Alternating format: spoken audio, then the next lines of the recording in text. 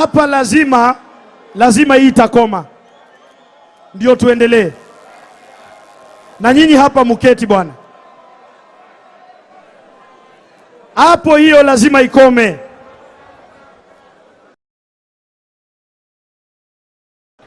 Mheshimiwa Junet aliyotuleta.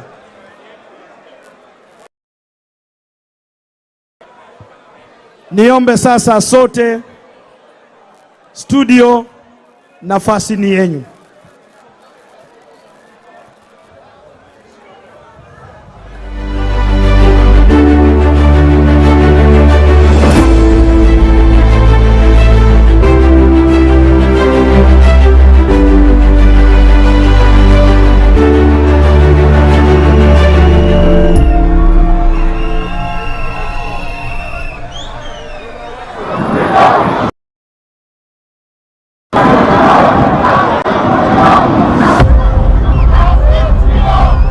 It all began as a country boiled for change.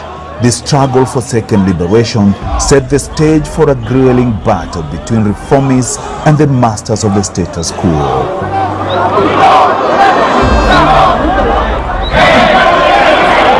It was a long, protracted battle that saw many fall by the wayside through bullet, others held incommunicado, and many left with lifetime injuries. Sounds of gunshots, the pepper, air filled with smoke and dust, and the wailing of women and children, choking in the dark smoke of poisoned air. Vita imetuchokesha huko ndani, tunawauliza mtupatie amani, msituue, mnatuia nini? That was the way of life as the gallant sons and daughters of the soil fought against the oppressive, authoritarian and tyrant leadership of the Kanu regime.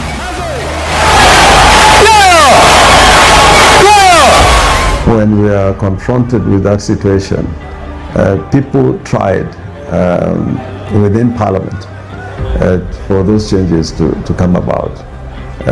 There should be a repeal of what then was Section 2A of the Constitution.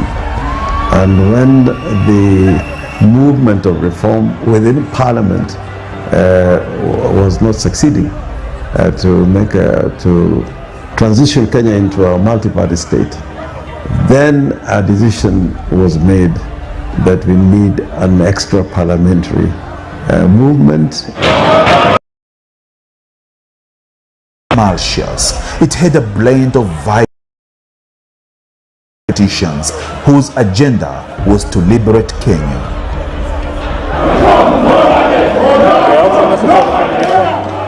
Chants of no reforms, no budget was their daily cup of tea. So relentless were these members of Parliament. Parliamentary business, even in the presence of President Daniel Arap Moi. Many veterans like Jaramogi Oginga Odinga, like Masinde Muliro, Achieng' Oneko, Martin Shikuku, some of them who had partly been in Parliament and thrown out through rigged elections. Some of them had undergone detention, and together with a group of young politicians and reformers that included the likes of Raila Odinga. We had people like Paul Mute, Gitobu Manyara, and some of the members who had been in a group in Parliament known as the Seven Bearded Sisters. Some of them joined this movement that was to push for change. The liberation journey began with the formation of the regional fort. It was a formidable force that posed danger to Kanu regime. It later split into Fort Kenya and Fort Asili. One half led by Mzee Jaramogi Oginga Odinga and the other by Kenneth Stanley Njindo Matiba. A divided opposition in 1992 handed Kanu and Moi a lifeline, enabling it to win the subsequent general election. Moi eventually, looking at the situation in the country, the temperature, the political temperature in the country, a multi-party state. Out of that famous meeting at Kasarani,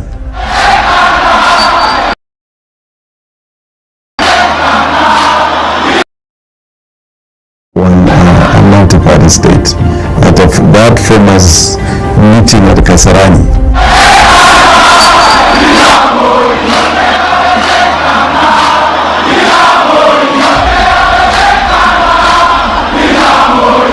Popo alikuwa akiwalaghai wa ndege na wanyama. Akienda kwa wanyama anasema mimi ni mmoja wenu. Hamuoni kama nina masikio, nina meno? Ndege gani ambayo iko na meno? Anakaribishwa, anapewa chakula. Halafu kesho anaenda kwa ndege.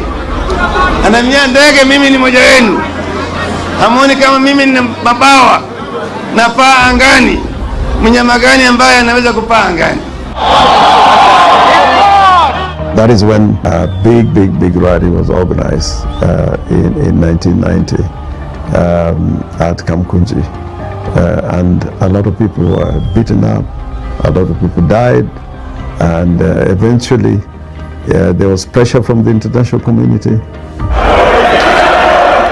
Kenya had to be liberated anyway.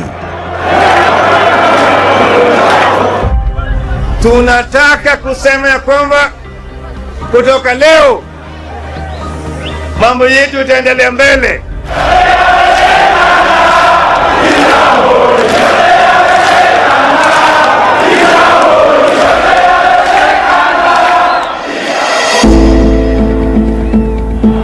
In all this struggle, one man stood out, Raila Amolo Odinga. He was one among equals, but his heart, resilience, determination, audacity and courage endeared him to the people.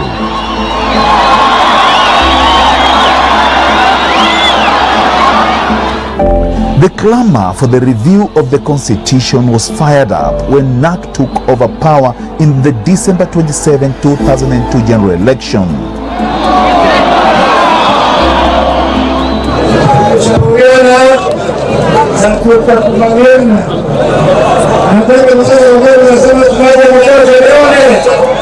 Going now can call elections when he wants. We are ready. Wananchi wa Kenya, akili za watu wa Kenya ni timamu. Today we are writing Kenya's history in golden letters. Ningeomba tupitishe resolution ya kusema wataka katiba mpya ikamilishwe, iletwe bunge, tuipitishe, tuitumie. Nilisema juu ya kutafuta kura, tafuteni kura kwa amani. Kama mtu anakataza wewe kura, hapana kasirika, hiyo ni haki yake. Raila Amolo Odinga was not just a politician, he was the grand master of Kenya's politics. The Kibaki Tosha moment was Kenya's turning point, and Baba played a pivotal role. Harambee! Harambee! Tulikosana kwa KANU. Manake tulisema tunataka kuleta demokrasia. Generous at heart, but a hater of oppressive leadership, he spoke truth to power in his quest to fight for the people's rights. In his bid to make Kenya a better place for everyone, some mistook him for a party hopper, but those who knew him understood his art of playing the game. He just wanted a better Kenya.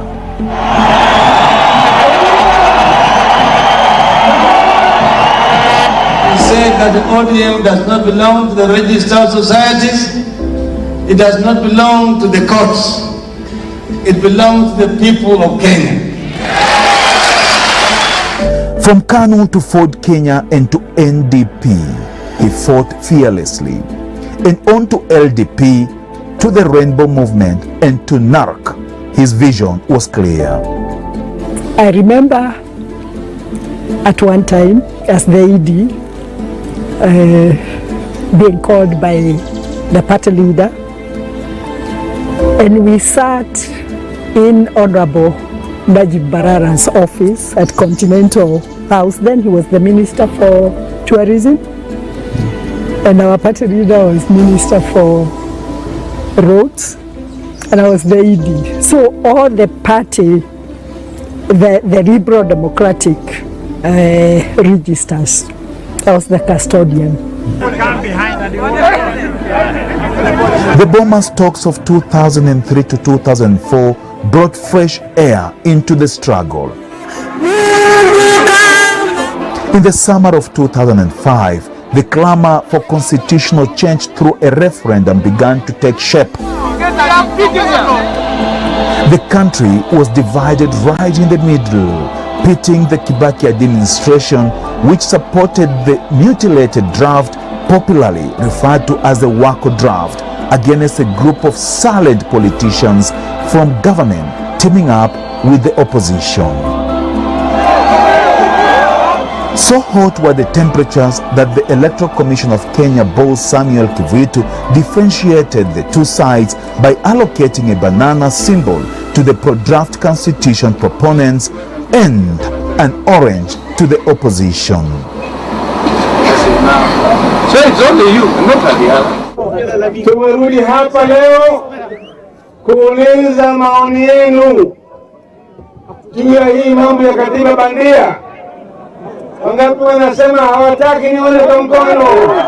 Katiba hii iliyoandikwa haina sehemu ya walio wanyonge, haina sehemu ya minorities, haina sehemu ya watu ambao haki yao hawawezi kudumisha kupitia kwa numbers zao. Kutoka grounds Mombasa leo imejaa kusema nini? Ni afadhali tutupe nje, makosa yarekebishwe, ndio baadaye tuzungumuze. After a gigantic battle, a resilient orange side handed the banana side a resounding defeat.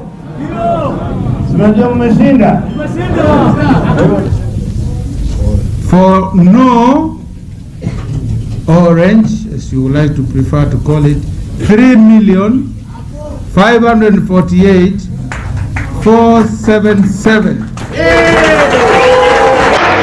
After we won, our cabinet members, including our current party leader, were shown the door and they were thrown out of the cabinet. It was at this juncture that the idea of metamorphosizing the orange into a political movement was floated. Then at that time, Honorable Najib Balala, Honorable Joseph Nyaga, and Honorable Raila Odinga, and President Ruto, and Honorable Salim Mudavadi had shown interest in being presidential candidates, and so we told them that you cannot be chairman of this new proposed party. I was nominated as interim chairman. Ebullient political leaders led by Mr. Odinga joined hands to make the orange dream a reality. The registrar of parties had refused to register, but we managed anyway to register it. I remember we mobilized as a group and went to the AG's office. As we approached, they closed the gate. We had to climb the Attorney General's office gate to access the AG. And I distinctly remember that myself, Janet Ongera, and TJ Kadwang actually climbed and forcefully made our way to the AG's office.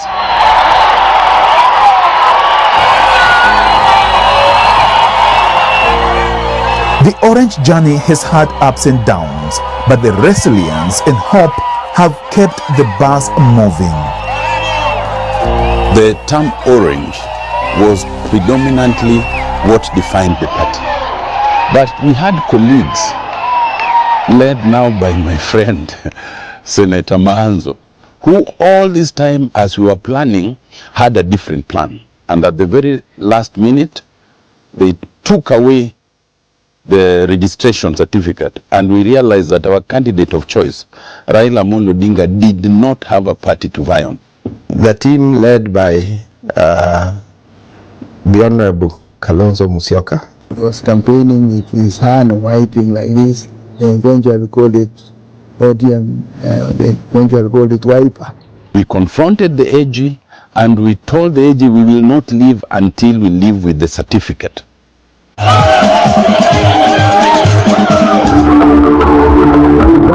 The journey of the ODM hasn't been an easy one. It has been uproarious, ear-shattering, and vociferous. It's been characterized by the quest for justice, a journey marked with smoke and dust, the smell of blood, and endless tears. We were to celebrate in 2007, and painfully we were denied that chance. 2013 the same, 2017 the same way, and then brutally in 2022. So we have a reason to celebrate, because we are the only party that has survived 20 years.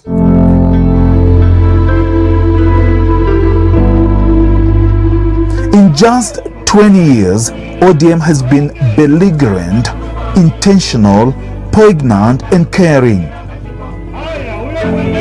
Tunataka change katika nchi yetu hii.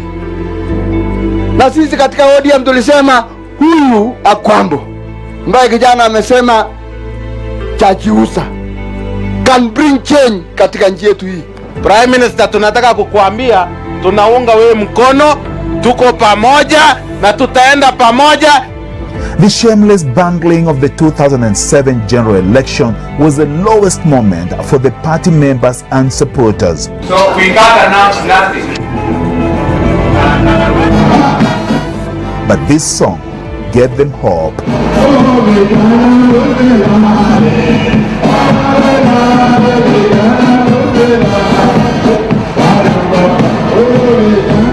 I know that those decisions were not made by the president himself,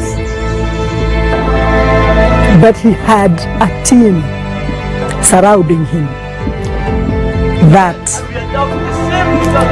had the say. And I want you to do a bit of research, and you will come around names that really pushed that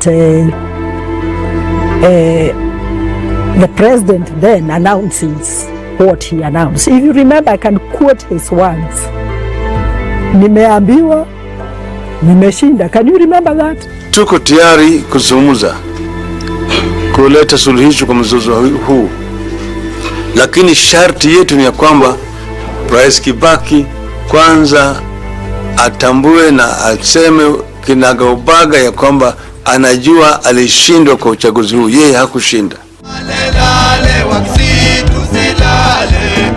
Nonchalantly, Raila Amolo Odinga, a man with a golden heart, a forgiving attribute, and prodigious energy, always put Kenya first.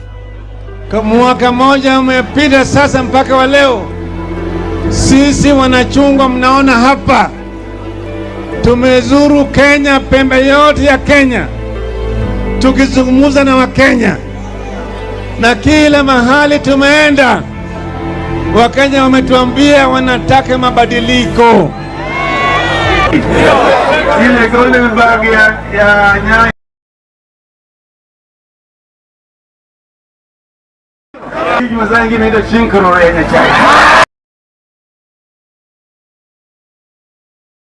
to as a progressive constitution. I bear my physical and psychological scars with pride. And this is because my country was worth it then and is worth it now. I and the and tears they cost me.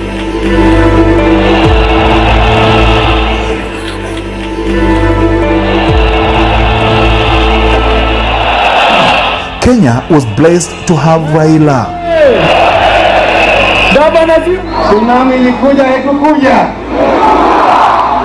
Mheshimiwa Raila Amolo Odinga.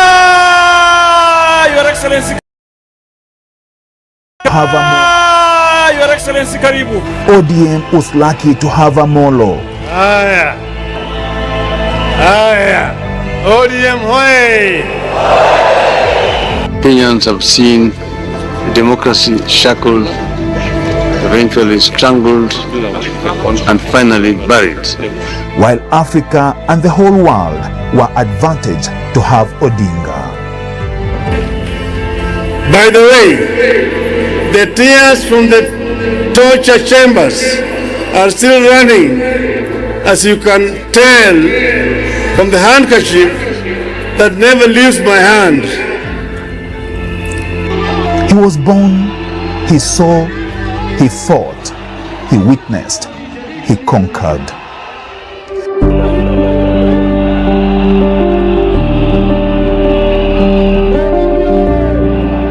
With his benevolence, he mentored and nurtured politicians from the past. My dear colleagues, let us begin anew and move ahead remembering that political humility is not a sign of weakness. If I'm elected today, I'm confident I will proceed to be the next president of Kenya. The present. Na nina imani yale yatakayoendelea katika hii chama, kuna wengi wengine watasimama katika majukwaa kama haya waweze kuzungumza maadili ya ODM. Na tumesurvive hii miaka yote kwa sababu ya uongozi wa baba. Na tumesurvive hii miaka yote kwa sababu ODM ni chama cha kitaifa. Viti yote kuanzia kwa MCA, MP, Senator, Woman Rep, Governor, hata President itakuwa ni chama cha ODM. Chama chetu ndio chama cha kitaifa hapa Kenya. Vyama vingine ni vyama vya ambayo zinadili na sehemu ndogo ndogo ya nchi ya Kenya.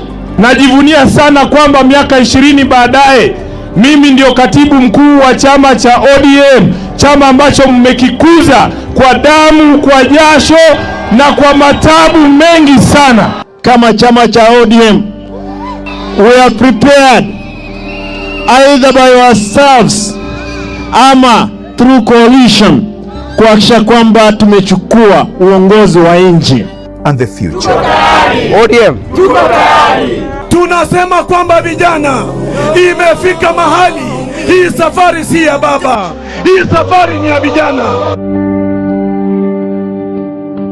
As we remember our founding father, it behoves us to uphold his love for Kenya, good governance, a strengthened devolution, a home for equity and equitable distribution of resources, and a country of equal opportunities for everyone, regardless of their tribe, gender, or physical appearance.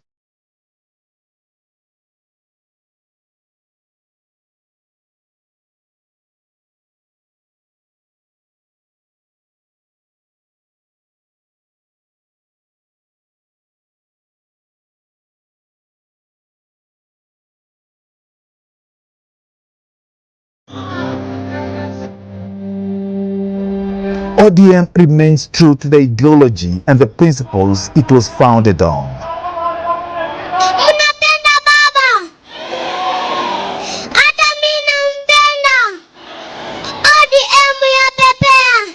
Raila has consistently fought for this nation.